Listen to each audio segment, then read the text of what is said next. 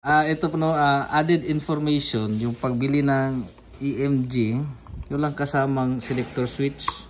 So ang selector switch nito is 3-way switch siya. So kung bibili kayo nito or gayahin niyo whatsoever,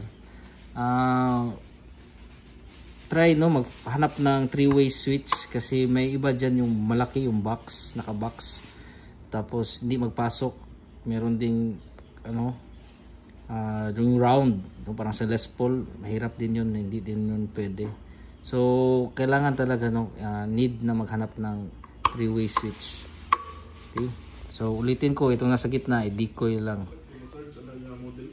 So another input, ito ay sa SG, no? SG na ring, nilagyan siya ng ring para malinis tingnan.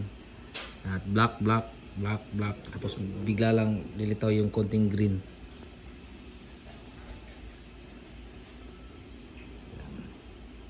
So brand new, tinanggalan ng quantum na pickup, nilagyan ng bone breaker, Kirk Hammett Metallica na pickups.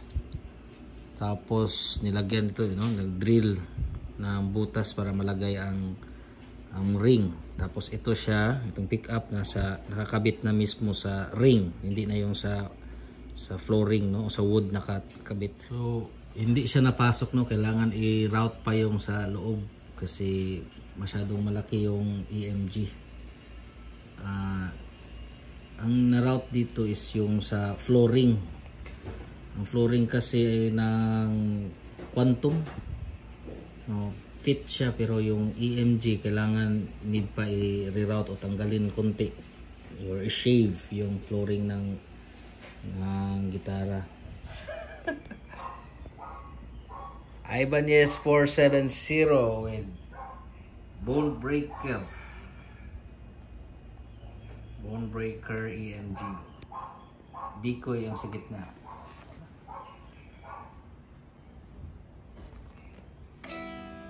Ang baterya